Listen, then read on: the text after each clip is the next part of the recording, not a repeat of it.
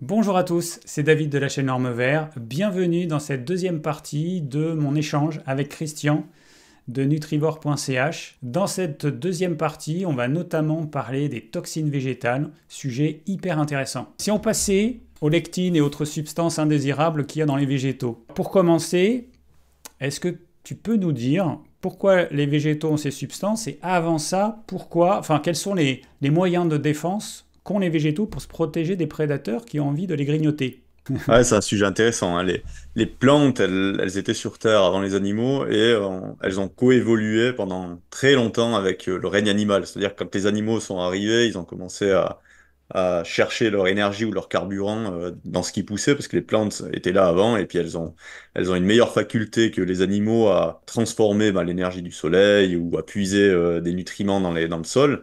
Donc pour les animaux, c'était plus facile d'aller manger la plante que d'aller creuser le sol ou de bronzer au soleil. Et puis, on peut pas faire de photosynthèse, donc ça marche pas. Après, bien que je crois qu'il y a des aspects intéressants avec la lumière du soleil, mais bref. Les premières défenses que les plantes ont mis en œuvre contre les animaux, ça a été des défenses mécaniques. C'est-à-dire qu'elles ont renforcé leur écorce, elles ont eu des structures plus rigides, plus dures, elles ont mis des épines, hein. Si vous allez dans des buissons de ronces, vous vous rendez vite compte que la plante, elle fait pas ça pour rien, c'est fait pour chasser les animaux.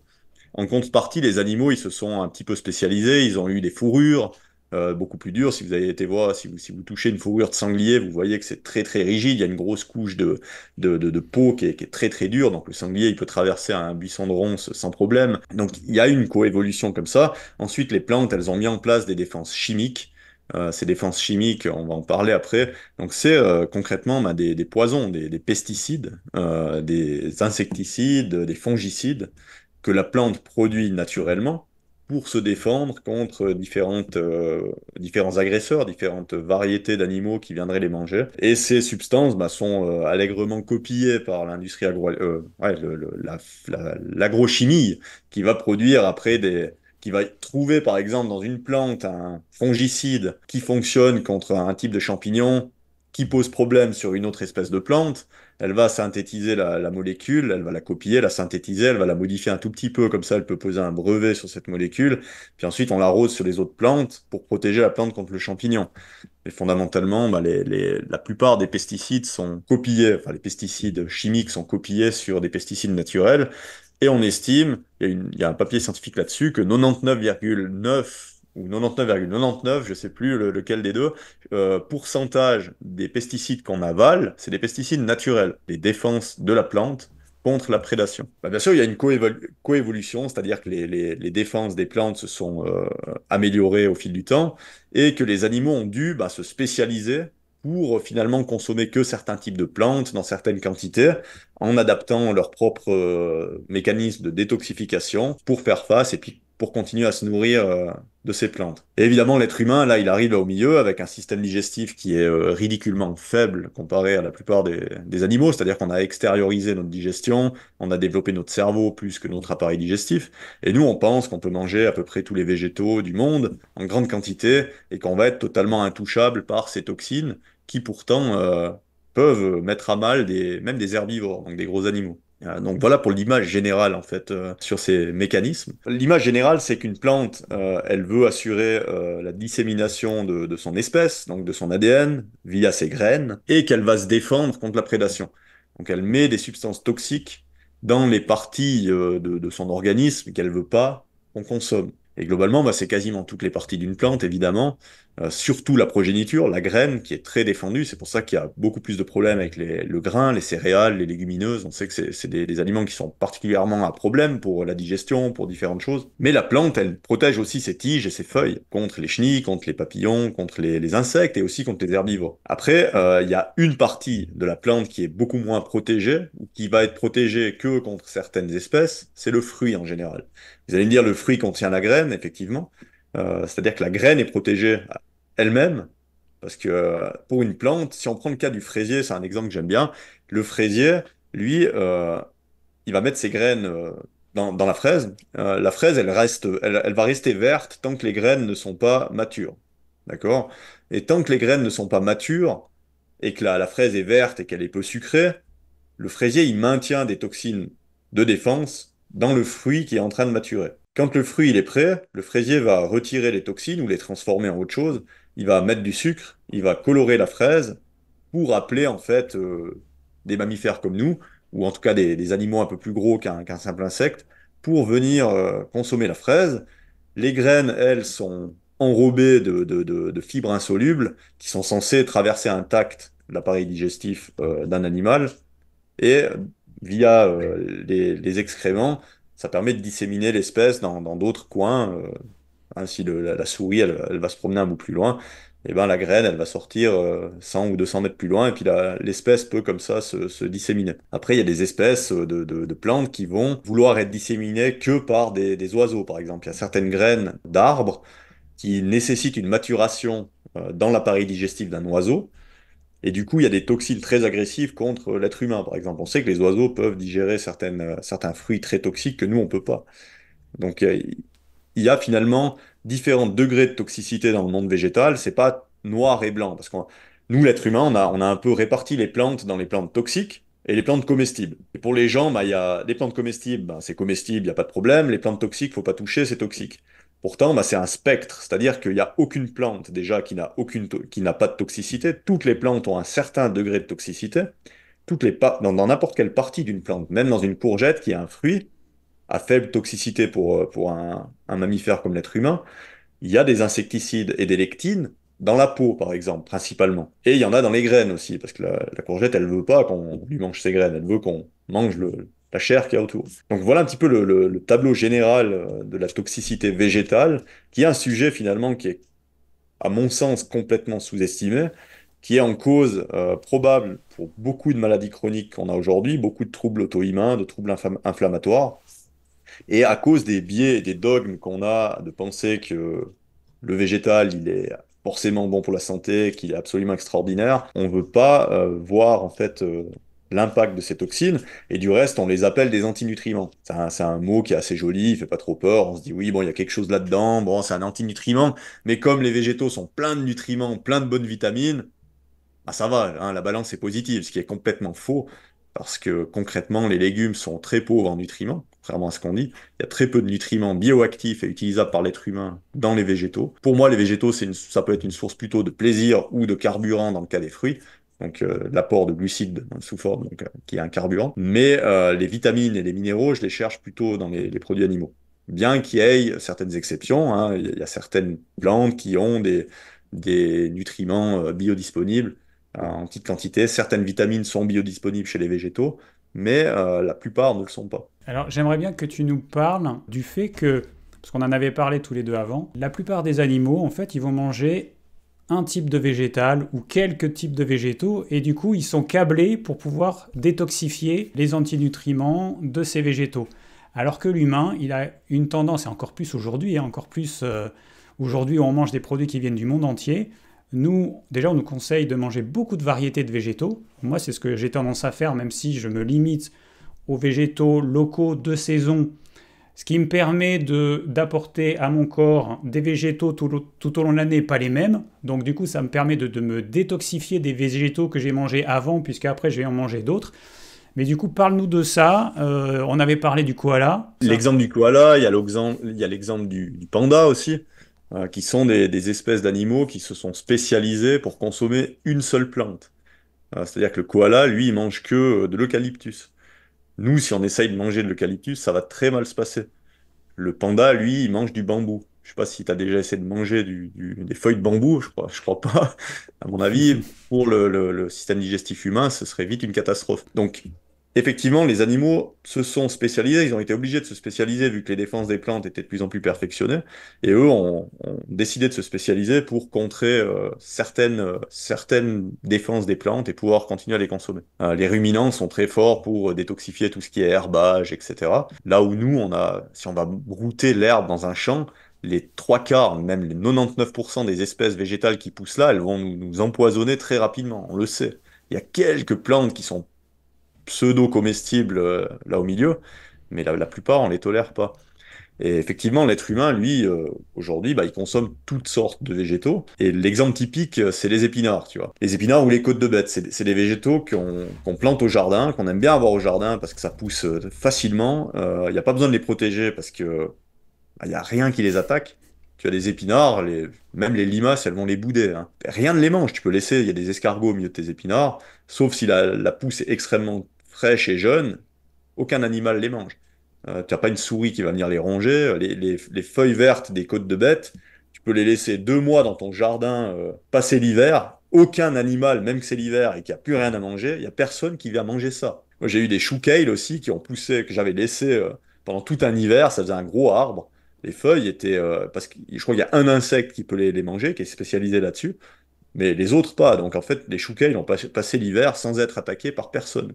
Et l'être humain, lui, se dit, ben, pour moi, il n'y a pas de problème, je peux manger des grosses quantités d'épinards et puis c'est bon pour la santé. Alors que les épinards, on a vu dans certaines études qu'ils pouvaient même provoquer des problèmes de croissance osseuse chez les chevaux, qui sont des ruminants, donc des animaux qui sont censés être beaucoup mieux équipés que nous pour détoxifier du végétal, ont des problèmes avec ce type de végétaux, mais nous, on a décidé qu'on pouvait les manger. Et du coup, on a pas mal de problèmes de santé chronique, à mon sens, qui viennent de ça. Et dans ma pratique, dans ma pratique professionnelle avec la clientèle, j'ai beaucoup d'anciens végétariens ou de gens qui avaient une alimentation très végétalisée, hein, flexitarien, je crois qu'on appelle ça aujourd'hui, qui viennent chez moi avec des problèmes chroniques. Alors très souvent, c'est des trucs du genre Crohn, côlon irritable, ou des polyarthrites rhumatoïdes, des choses comme ça. Systématiquement, bon, ça fait des années qu'ils ont ça. On leur a dit que c'était intraitable, évidemment. Ils ont un peu tout essayé. Et puis en quelques jours ou quelques semaines, il n'y a plus de problème. Assez systématiquement et sans forcément devoir aller sur une diète carnivore. Donc dans les cas extrêmes, on peut aller sur du carnivore si c'est vraiment de l'auto-immun très très violent et où il faut faire vite. Mais avec de l'animal based qui tient compte de la toxicité végétale, eh ben, tu arrives à retrouver une base saine où il n'y a plus le trouble auto-immun ou inflammatoire qui est là. Et après, tu peux commencer, parce que souvent les gens ils veulent réouvrir la diète au maximum. Donc après, t'as une base saine et puis tu peux commencer à réouvrir la diète et puis essayer quelques aliments. Et puis gentiment, ben, on voit qu'est-ce qui pose problème pour cette personne et pas pour une autre. Est-ce que tu peux expliquer un peu les différentes substances qui posent problème? Alors moi j'avais noté les lectines, qui sont des protéines qu'il y a dans les végétaux, qui servent d'insecticides, de pesticides pour lutter contre les parasites. On a les oxalates, donc là on vient de parler des oxalates avec les épinards. On a les alcaloïdes. Alors, les alcaloïdes, c'est des substances qu'il y a notamment dans un aliment, alors dans plein d'aliments, mais un aliment qui est beaucoup consommé, c'est par exemple le chocolat. On a les salicylates. Et puis on a sûrement d'autres substances. Est-ce que tu peux expliquer pour que les gens comprennent un peu la différence entre ces substances? Il y en a beaucoup, hein. Comme tu dis, il y a plusieurs grandes familles déjà de toxines végétales.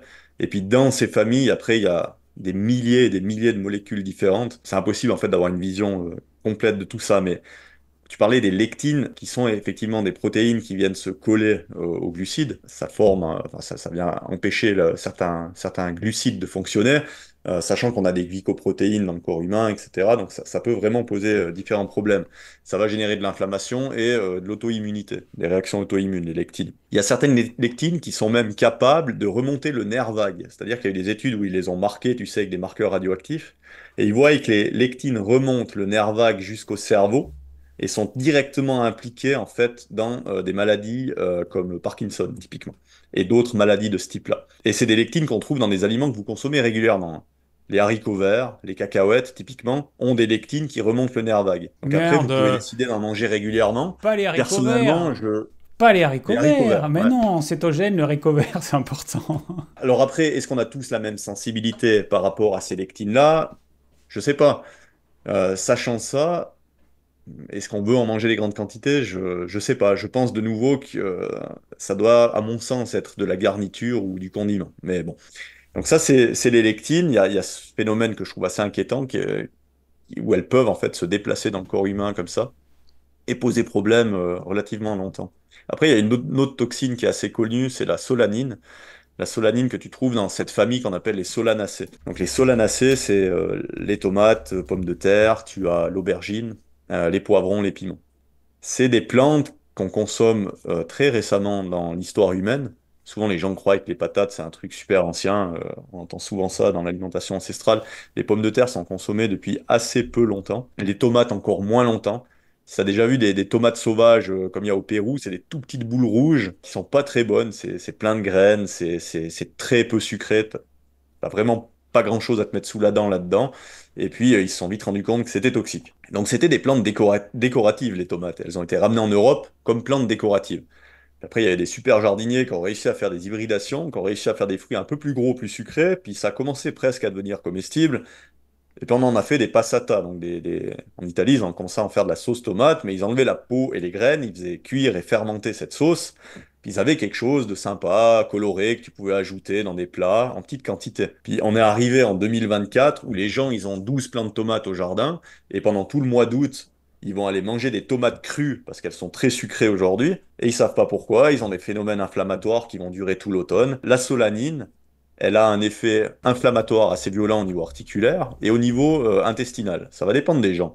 Maintenant, il faut savoir que la solanine se décompose dans le corps humain, elle est neutralisée en fait par notre foie, mais dans la neutralisation, une partie de la solanine se transforme en soladinine. Et la soladinine, elle est liposoluble, elle est toxique aussi et elle reste pendant 60 à 90 jours au moins dans le corps humain. C'est-à-dire que la demi-vie, c'est un truc comme 64 jours de la soladinine dans le corps humain. Donc les effets de la consommation de tomates avec les graines, la peau, etc., ça a un impact pendant plusieurs semaines, plusieurs mois.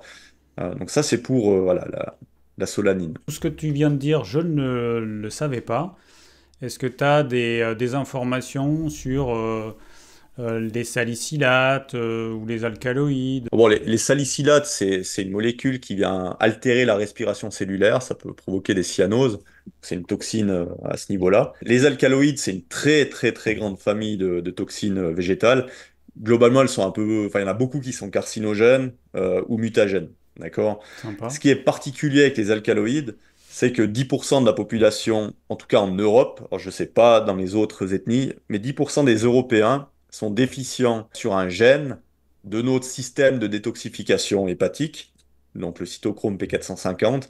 Là, il y a une enzyme en particulier qui s'occupe des alcaloïdes, et 10% de la population européenne est déficiente dans ce gène. Donc pour 10% de la population européenne, les alcaloïdes, c'est vraiment quelque chose de très problématique. C'est-à-dire qu'ils vont rester et provoquer des dégâts pendant un bon moment dans le corps, sachant que les alcaloïdes, on en trouve dans la majorité des végétaux. Après, tu as les furocumarines que tu vas trouver par exemple dans le céleri ou le panais, qui sont photosensibilisantes. C'est-à-dire que si tu en manges beaucoup, tu vas facilement brûler au soleil. Tu vas choper des coups de soleil assez facilement. Alors bon, ça c'est une maladie moderne, hein, les coups de soleil. Il n'y a plus personne qui supporte le soleil. Pour moi, le coupable principal, c'est la consommation abusive d'huile végétale qu'on a depuis quelques temps, qui fragilise énormément nos membranes cellulaires, qui nous rendent très très sujets à l'oxydation. Ayant fait l'expérience d'une élimination radicale des polyinsaturés dans mon alimentation, maintenant je peux passer une journée entière au soleil sans brûler. Mes enfants qui n'en ont jamais eu, ils prennent jamais un coup de soleil, c'est assez intéressant. Puis après, il y a une autre famille de toxines qu'on appelle, enfin c'est pas des toxines, attention, mais il y a dans certains aliments, comme le maïs, les épinards, le soja et les tomates, tu as quelque chose qui s'appelle des aquaporines.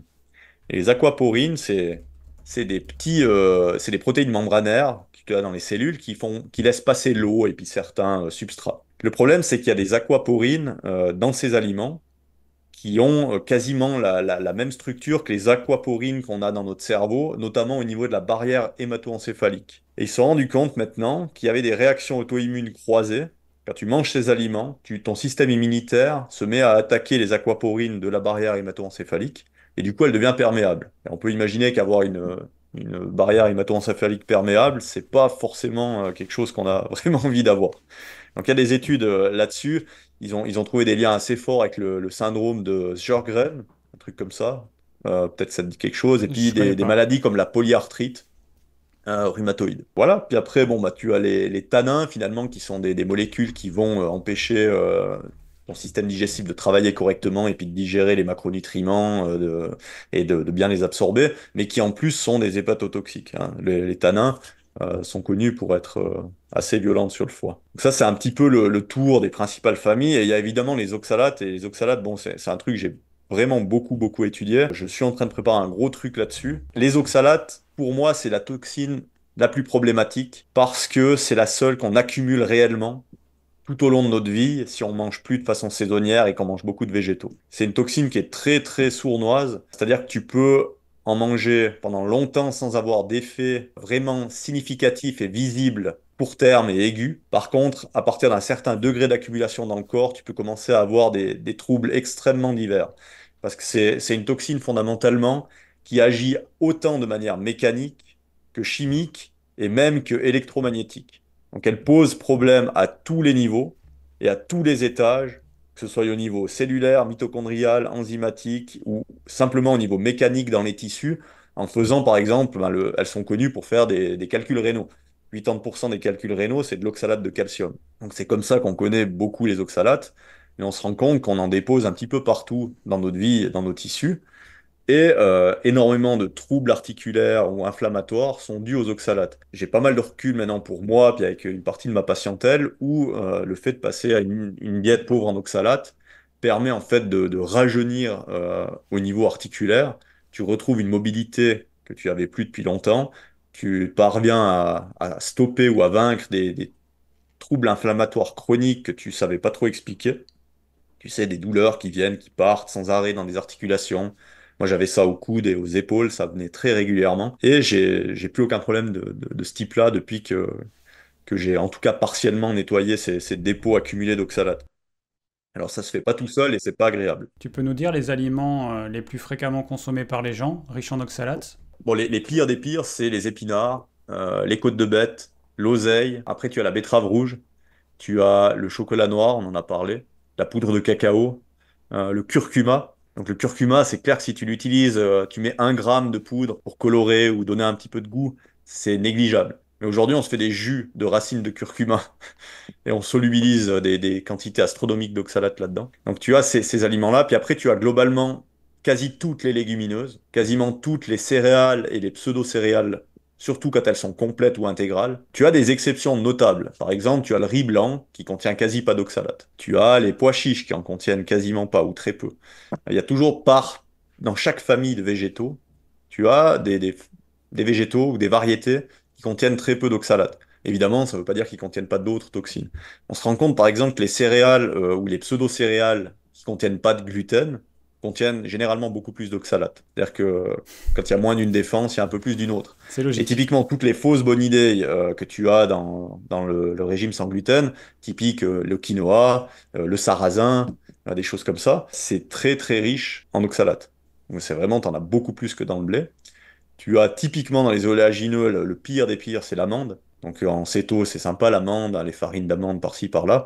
L'amande est très chargée en oxalate. Donc voilà un petit peu le tour voilà, des principaux coupables, on dira. Dans les fruits, tu as la carambole, tu as la banane plantain, la goyave, des choses comme ça. Là, je pense que les gens, là, ils sont complètement déprimés parce que ils ont compris qu'il y a tout un tas d'aliments qu'ils aimaient bien qu'ils peuvent plus manger. Ils ont compris, j'espère que les végétaux, c'est pas simple et du coup, on comprend pourquoi est-ce que tu es allé vers un régime alimentaire qui est basé sur des produits animaux. C'est vrai que bah là, forcément, ça a tout son sens. Bon, moi, je me suis rendu compte que effectivement, les produits végétaux, ça posait problème, hein. Après avoir été formé il y a 25 ans en naturopathie classique, Ouais. où on était dans le régime végétarien. On mangeait beaucoup de végétaux, les végétaux c'était merveilleux, les graines germées c'était génial. J'en ai mangé beaucoup, beaucoup trop toute ma vie. Je me suis rendu compte des dégâts que ça avait sur moi et forcément, eh ben, j'ai changé et c'est vrai que ça va mieux. Mais après, je ne sais pas si j'arriverai à suivre. Alors pour le moment, hein, j'ai le temps de changer jusqu'à... Enfin, dans les prochaines années, j'ai le temps de changer plusieurs fois d'avis, mais pour l'instant, je ne sais pas si j'arriverai à suivre le régime alimentaire que tu suis. Mais bon, peut-être que ça me convient pas, peut-être que ça me convient pas maintenant. J'en sais rien, parce qu'il y a aussi le psychisme qui doit être OK pour suivre tel régime alimentaire. Mais je pense qu'il est plus simple à part ça que du cétogène, hein. Même du cétogène comme tu fais toi, je pense. C'est moins contraignant. Une fois que tu connais un petit peu, tu as un petit peu cette connaissance de la toxicité végétale, où est-ce qu'elle se trouve en grande quantité, qu'est-ce qui te touche toi personnellement un peu plus qu'un autre. Tu connais les familles de végétaux les moins problématiques, et puis tu sais comment utiliser les végétaux déjà pour limiter leur toxicité par différentes méthodes, ou alors que tu vas utiliser juste pour donner du goût, etc. C'est assez facile en fait à suivre comme diète. Après, évidemment, voilà, si tu veux rester sur du cétogène, bah, le pendant du cétogène, c'est le carnivore, quoi. Comme je t'avais dit, moi je fais partie des rares personnes qui aiment les légumes et qui aiment la salade même sans sauce. Parce que tu m'avais dit Absolument. ça, tu m'avais dit ça, mais qui aime la salade verte sans sauce? C'est grâce à la sauce qu'on la mange, et je t'ai dit, bah moi, je suis Ouais. l'exception, mais c'est parce que en fait j'en mange depuis que je suis gamin et j'ai pas l'impression qu'on m'ait forcé à manger des légumes, ça s'est fait naturellement. Bon, il se trouve que j'aime ça, mais généralement quand on aime quelque chose, on a tendance à en manger trop, et moi effectivement j'en ai mangé trop, donc ça m'a posé des problèmes. Aujourd'hui j'essaie de retrouver à peu près un équilibre avec le cétogène, avec les légumes, parce que pour l'instant je pourrais pas faire sans. Le cétocarnie, c'est pas possible pour le moment, mais bon, voilà, pour l'instant, j'essaie de trouver un équilibre. Et grâce à toutes les informations que j'ai pu avoir, et puis bah là, par exemple, les précisions que tu as rajoutées, ça me permet de peut-être rectifier le tir. Alors le chocolat, je l'ai arrêté. Bon, les légumes style épinards et tout, j'ai bien compris depuis quelques mois que les oxalates, c'était pas nos amis. Mais tu vois, les tomates, par exemple, c'est un truc que j'aime pas trop, mais c'est vrai que c'est hyper récent. L'histoire de l'humanité, c'est arrivé quand? C'est arrivé à partir de Christophe Colomb, et encore, les premières tomates, c'était pas du tout ce qu'on a aujourd'hui, ça n'a rien à voir. C'est clair que la tomate telle qu'on la connaît aujourd'hui, je sais pas combien de temps elle a, mais 100 ans, 200 ans, je sais même pas si ça peut avoir 200 ans, tellement c'est récent. Donc il y a plein de légumes, c'est hyper récent. Et donc je rappelle juste aux gens, comme on disait tout à l'heure au sujet du koala, par exemple, attention à la variété de légumes que vous mangez, effectivement, ça peut être un problème. Et d'ailleurs, vous allez voir que en mangeant certains légumes, vous aurez plus de problèmes que d'autres. Peut-être que vous êtes plus équipé pour vous détoxifier de certaines toxines végétales que d'autres. Donc il faut tester, de toute façon il faut tester, il n'y a pas d'autre solution. Là en fait c'est vrai que je pense qu'il y a certaines personnes quand ils vont écouter ça, ils vont se dire on ne peut plus rien manger. Mais Ouais. le but c'est pas ça. Le but c'est de vous dire qu'il y a potentiellement un problème dans tel et tel végétaux. Forcément tout le monde ne sera pas sensible de la même façon à une pomme de terre, une tomate, une courgette, un haricot vert ou je ne sais quoi. Et puis ensuite, comme tu l'as dit aussi, il y a la quantité. C'est évident qu'entre quelqu'un qui ne bouffe que des haricots verts toute l'année et puis quelqu'un qui va en manger comme ça de temps en temps, ce ne sera pas du tout le même impact. Voilà, maintenant on a conscience de certaines choses qui rendent Ouais. peut-être la vie Ouais, plus mais je dirais aux compliquée. gens aussi, si vous êtes en pleine forme, en parfaite santé, changez rien. C'est probablement que votre diète, elle va très bien pour vous. Maintenant, c'est assez rare. Si vous avez des problèmes inflammatoires, digestifs, etc., ça vaut peut-être la peine de vous poser les questions par rapport à la toxicité végétale, de tester sans et puis de rajouter par après, de voir quelle famille, quelle toxine vous pose problème. Bah, nos ancêtres avaient une grande sagesse par rapport à ça, qu'on a vraiment perdu, hein. Aujourd'hui, on croit qu'on peut tout manger comme ça, mais il y a encore pas si longtemps, ils savaient très bien quel type de plantes il fallait pas manger en grande quantité. Il y avait plus, par exemple, de connaissances et de sensibilité sur les oxalates au 18 ou 19e siècle, enfin, ouais, 18 et 19e siècle, où il y a eu beaucoup d'empoisonnements avec la rhubarbe, etc. L'oseille aussi. Ça avait fait vraiment la une des journaux en Angleterre. Et après, ça s'est complètement perdu. Aujourd'hui, on n'en parle plus. Et puis, on remange des quantités astronomiques d'oxalates dans nos épinards et dans nos côtes de bêtes. Puis les gens, ils sont là, ils se touchent les poignets, ils ont mal aux pieds, ils ont mal aux articulations. Ils savent pas d'où ça vient. Ils se disent, bon, bah, c'est l'âge, hein, je vieillis. Ouais, non, c'est pas que du vieillissement. Alors bien sûr, il y a l'usure, il y a tout ce qu'on veut, mais ces cristaux, ils se déposent dans vos articulations et ils posent problème. Il y a moyen de vous nettoyer, ça c'est la bonne nouvelle. La mauvaise, c'est que c'est pas facile et que dans certains cas, ça peut être pénible de devoir nettoyer ces toxines parce que ça implique une remise en circulation temporaire d'une toxine que le système immunitaire aime pas trop voir passer. Quand tu dis nettoyer, en fait, ça veut dire quoi? Par exemple, pour les oxalates, nettoyer, ça veut dire quoi? Ça veut dire changer d'alimentation ou c'est ajouter des plantes, des compléments alimentaires Bien sûr, il faut avoir des réserves de micronutriments clés qui sont vraiment importantes pour aborder le processus de nettoyage. Maintenant, qu'est-ce que ça veut dire concrètement? C'est que tu as une capacité d'excrétion des oxalates qui est d'environ 50 mg par jour au niveau rénal. On en produit environ 20 nous-mêmes dans notre corps par différentes voies. C'est un déchet métabolique, notamment de la vitamine C. Et là aussi, les mégadoses de vitamine C, faites vraiment attention en chronique parce que ça crée vraiment des grosses quantités d'oxalate dans le corps humain. Et il y a des cas cliniques documentés de néphropathie ou de calculs rénaux liés à des compléments de vitamine C. En fait, quand ton corps ne voit plus passer dans le sang des niveaux élevés d'oxalate pendant plusieurs jours, là, apparemment, c'est encore mal connu le principe, mais ce qui se fait, c'est que il va commencer à les déterrer, si tu veux bien, des petits dépôts qui sont par là, les remettre en circulation pour les éliminer. Le problème, c'est quand tu as accumulé ça pendant des décennies avec une alimentation complètement non saisonnière, les petits dépôts, des fois, c'est des gros dépôts. Puis quand tu déterres un gros dépôt d'oxalate, ça peut être violent. Donc il y a des gens qui finissent aux urgences avec des palpitations cardiaques, ça peut vraiment être violent parce que les oxalates, quand ils se remettent en circulation, ils déclenchent énormément de symptômes et ils font des dégâts. C'est-à-dire que c'est des microcristaux qui peuvent... donc, ça peut être micro ou nano, hein. Au niveau nano, ils peuvent transpercer les membranes cellulaires, ils peuvent déchiqueter les lysosomes, les érythrocytes. Ça, il y a des études là-dessous, où ils voient que les érythrocytes sont carrément... ils explosent sous l'influence des oxalates. Donc, c'est pas une petite toxine à haute dose, c'est quand même assez violent.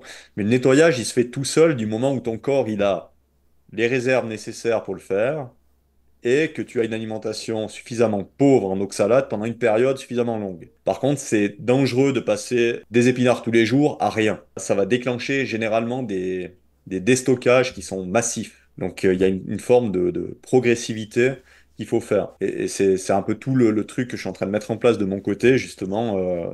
C'est tout un programme pour accompagner les gens sur ce processus que j'ai vécu pour moi. J'ai étudié beaucoup le truc, mais c'est pas une mince affaire. Donc il faut pas prendre ça à la légère. Faites quand même un petit peu attention. Passer de tout à zéro, c'est souvent le cas en diète carnie, hein. Il y a des gens qui passent en diète carnie, ça va bien 2, 3 semaines, puis tout d'un coup ils ont des symptômes extrêmement violents. Des fois c'est après plusieurs mois aussi que le déstockage il se fait.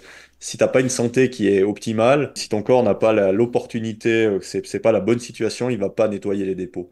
Par contre, déjà d'avoir réduit les oxalates alimentaires, tu n'as plus ces constants dégâts produits par ces oxalates qui sont inflammatoires, qui vont provoquer une activation du système immunitaire, une activation mastocytaire, qui vont activer les basophiles, qui vont relarguer de l'histamine. Si vous avez des problèmes allergiques chroniques ou des problèmes d'histamine, les oxalates, c'est quelque chose dont il faut tenir compte. Alors, on va finir sur la partie fruits exotiques et deutérium. Alors, est-ce que tu peux nous en dire plus? Parce que moi, j'avais pas du tout conscience qu'il pouvait y avoir une problématique avec les fruits exotiques, en tout cas pour nous qui vivons pas sous les tropiques. Et donc, c'est dans une vidéo que tu avais faite sur la chaîne de Mélina. Tu en avais parlé et du coup, j'ai trouvé ça intéressant. Est-ce que ça explique le fait que je sais pas pourquoi, mais la noix de coco, pour moi, c'est un truc qui passe pas du tout. Ou est-ce que c'est autre chose? Je n'en sais rien.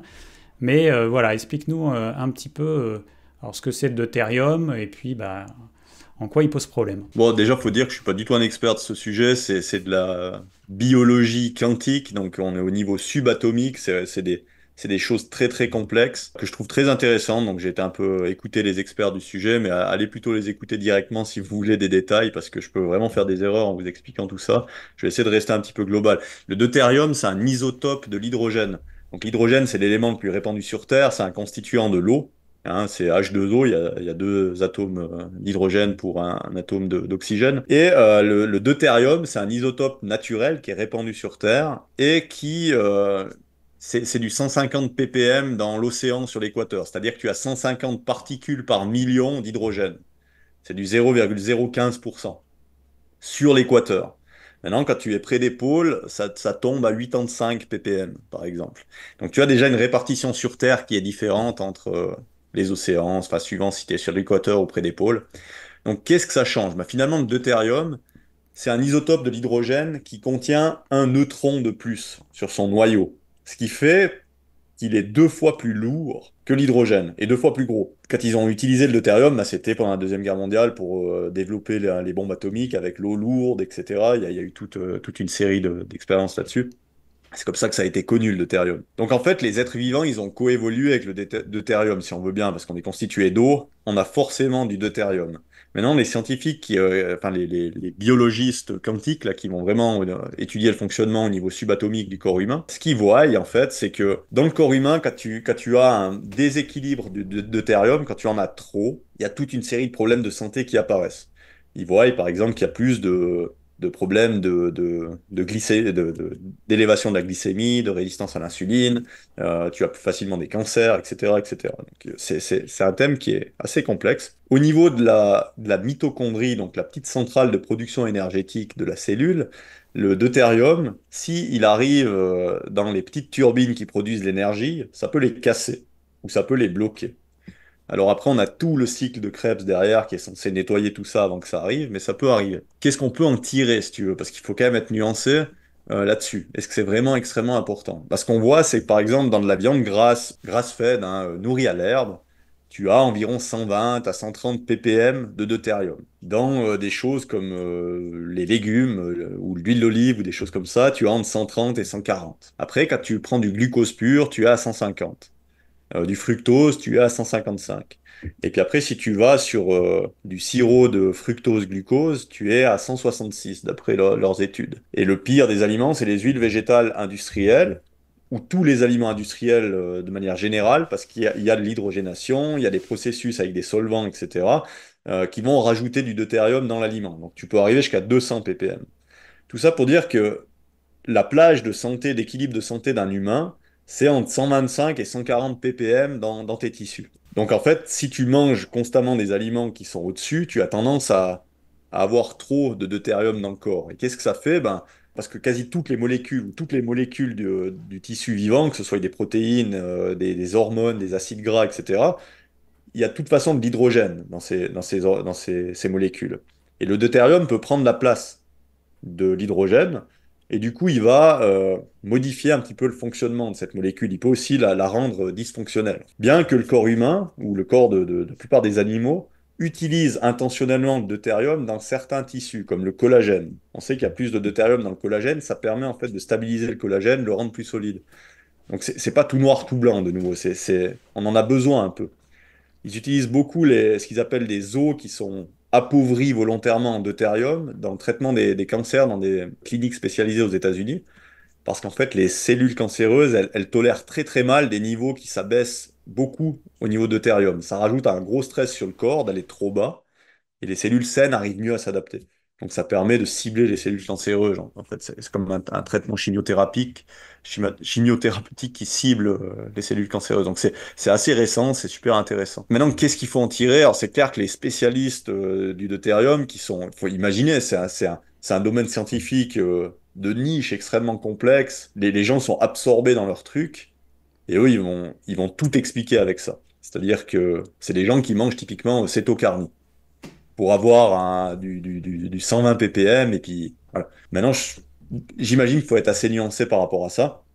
Après, l'autre aspect qu'il faut comprendre, c'est qu'on peut se nettoyer ou éliminer le deutérium, le sortir de notre corps, notamment par la transpiration. Donc, ceux qui font beaucoup d'activité physique, qui transpirent beaucoup, vont sortir plus facilement de deutérium. Et un autre aspect qui est extrêmement important pour sortir le deutérium du corps, ce serait la lumière du soleil. Et du coup, bah, sur l'équateur, tu as beaucoup plus de soleil, donc tu peux tolérer beaucoup plus facilement de manger des fruits exotiques qui sont les fruits les plus chargés en deutérium. Donc ça renforce l'aspect saisonnalité et fruits locaux. Si tu manges constamment des fruits exotiques en plein hiver en Europe, tu as très peu de lumière du soleil. Maintenant, on vit tous enfermés, très sédentaires, et tu amènes énormément de deutérium dans ton corps. En plus, on mange des huiles végétales, des aliments transformés, et ça crée une accumulation de deutérium qui peut abîmer les mitochondries, donc les petits moteurs qu'on a dans les mitochondries, les ATPases. Voilà, c'est tout un aspect intéressant. Maintenant, à quel point c'est pertinent et important dans l'image générale, tu vois, c'est la grande question que je me pose. Certains disent, bon, mais c'est peu important, d'autres pensent que c'est très important. Il y a apparemment des facteurs génétiques très importants parce qu'on a des grosses différences au niveau de nos mitochondries sur leur fonctionnement, sur la structure de nos petits moteurs, et certains tolèrent beaucoup mieux le deutérium que d'autres. C'est clairement enfin, une problématique qui est méconnue. Et après, c'est clair qu'il ne faut pas, je pense, tout miser là-dessus. Mais bon, voilà, entre quelqu'un qui va consommer de temps en temps des fruits exotiques et puis quelqu'un, parce qu'il y a quand même, je ne sais pas si tu as vu l'alimentation vivante, il y en a certains qui consomment des fruits exotiques toute l'année, tous les jours. Donc là, effectivement, ça peut être un problème. Mais bon, pour la plupart des gens, je pense que c'est pas important. Mais c'est vrai que dans les produits exotiques, on a quand même les avocats qu'on consomme beaucoup. On a les bananes sans aller vers des régimes spécifiques. Il y a des gens qui consomment beaucoup de ces aliments. Et si effectivement ils sont plus sensibles que d'autres, bah peut-être qu'ils auront des petites choses qui iront pas bien. Bah, si vous le faites, allez beaucoup au soleil, faites beaucoup de sport, transpirez. Ça peut déjà limiter passablement la casse. Puis d'après, bah, consommer des graisses animales qui viennent un petit peu rééquilibrer le tableau général, quoi. Bah, c'est bien, on a des solutions. Je ne savais pas en fait. C'est vrai que quand tu avais parlé du deutérium, je me souviens pas que tu avais parlé de... Alors peut-être que j'ai oublié, mais l'histoire du soleil qui permettait de l'éliminer. Bah, c'est pas mal, ouais, c'est une très bonne chose. Et effectivement, au sujet des graisses végétales, alors, enfin des huiles végétales, sans aller même dans les huiles de graines, je savais pas aussi qu'il y avait cette problématique éventuelle, hein, parce que bon, on ne sait pas trop encore, mais du deutérium entre les graisses animales et les graisses végétales. C'est vrai que les graisses animales, moi, c'est ce que je considère être comme les meilleures pour l'humain. Et moi qui ai consommé beaucoup d'huile d'olive tout au long de ma vie, bah là, je fais en sorte d'en consommer moins, sachant qu'il peut y avoir plein de problèmes avec l'huile d'olive. Est-ce que tu sais s'il y a des... Parmi tout ce qu'on a énoncé, est-ce qu'il y a certaines substances particulières? Bon, il y a certains polyphénols, hein. Les polyphénols sont fondamentalement des toxines, mais certaines ont des effets potentiellement positifs, dans certains cas, à petite dose. La toxicité végétale, enfin, dans l'huile d'olive, ça m'inquiète pas. Déjà, c'est une huile de fruits, donc ça m'inquiète pas au niveau de sa toxicité. Maintenant, il y a beaucoup de fraude sur le marché de l'huile d'olive, donc il y a beaucoup d'huiles d'olive qui sont coupées. L'huile d'olive, à mon sens, elle a quand même une problématique, c'est qu'elle est très très déséquilibrée dans son profil d'acide gras. Donc si tu en manges un petit peu de nouveau, ça va. Mais je pense que quelqu'un qui en mange des très grosses quantités, tu amènes quand même énormément d'acide oléique. Au niveau métabolique, c'est, pour faire très simple et pas aller dans le détail, c'est, à mon sens, c'est pas une bonne idée. C'est pas une bonne idée de déséquilibrer à ce point-là, en fait, le ratio graisse saturée, graisse monoinsaturée. Je rappelle aux gens, dans la graisse de bœuf, on a à peu près 50% d'acide gras saturé, 45% d'acide monoinsaturé, donc l'acide oléique en est un. Je dis juste ça parce qu'il y a beaucoup de gens qui pensent que dans les graisses animales telles que la graisse de bœuf, on n'a que des acides gras saturés. Donc Ouais. il faut comprendre que le gras du bœuf, et d'ailleurs notre gras à nous, il est assez proche. Ça change un petit peu, les pourcentages, c'est pas exactement les mêmes, mais c'est très proche. Dans l'huile d'olive que je consomme, j'ai 9% d'acide linoléique. Et après, les acides gras saturés et monoinsaturés, je ne me rappelle plus. Mais c'est juste qu'il y a des huiles d'olive. Suivant les huiles d'olive, ça va en gros de 10 à 20%. Voilà, mais il y a des huiles d'olive qui contiennent peu d'acide linoléique. Et après, une problématique, j'en ai déjà parlé dans une vidéo, une problématique qui m'a été soumise et que je ne savais pas, dont j'avais pas conscience, c'est que l'huile d'olive, elle peut être faite avec des olives matures, c'est l'huile d'olive douce, ou des olives immatures, vertes, c'est l'huile d'olive fruitée. Et donc il y a une mode, alors peut-être que la mode elle est aussi liée parce que peut-être que ça coûte moins cher ou je sais pas pourquoi, mais on trouve beaucoup d'olives fruitées qui potentiellement, comme c'est fait à partir d'un fruit pas mûr, pourrait contenir plus de toxines végétales. Donc attention aussi à ça. Alors pour l'instant, je dis attention parce que c'est possiblement problématique, mais après, je ne sais pas si c'est le cas et dans quelle mesure. Ce que tu as systématiquement dans les huiles végétales et aussi les huiles de fruits, c'est des perturbateurs endocriniens, des phytoestrogènes et des choses comme ça. Il y en a moins, je pense, dans l'huile d'olive que tu auras dans de l'huile de lin ou ce genre de choses, mais il y en a toujours un petit peu. Donc c'est voilà, c'est des choses dont il faut tenir compte aussi. Et ça, en général, dans les graisses animales, il ne devrait pas y en avoir. Alors après, bon, du bœuf aux hormones, etc., c'est un problème. Et par rapport au deutérium, il faut aussi penser, un animal qui ne verrait pas la lumière du jour, qui est jamais au soleil, il va aussi, lui, accumuler plus de deutérium dans son tissu.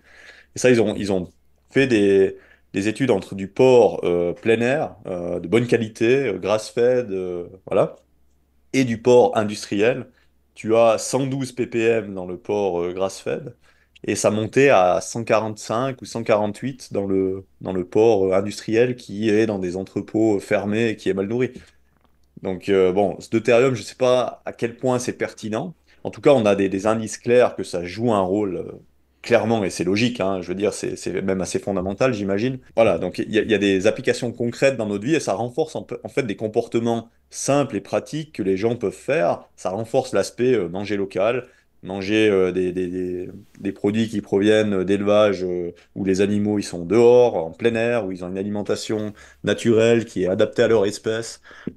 Tout cet aspect, en fait, très simple, mais on le retrouve après sur des sujets aussi pointus et complexes que ça, donc c'est intéressant, je trouve. Voilà, on arrive au terme de cette vidéo très complète.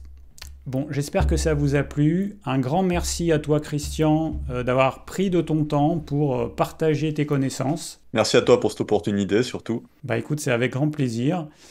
Si jamais les gens ont été intéressés, peut-être qu'on pourrait faire une deuxième vidéo parce que La partie lectine, je trouve qu'elle est super intéressante et pourquoi pas développer. Et peut-être quand tu auras fini ce que tu veux mettre en place sur les oxalates, ce serait peut-être l'occasion de parler à nouveau de ces toxines végétales et puis de présenter ce que tu es en train de finir. Avec Voilà. plaisir, ouais. Puis si les gens ont des questions entre deux, comme ça permettrait d'y répondre, ouais. Merci à tous d'avoir suivi cette vidéo, j'espère qu'elle vous a plu. Si vous avez des questions ou des commentaires, n'hésitez pas. Et je vous dis à très vite pour une prochaine vidéo.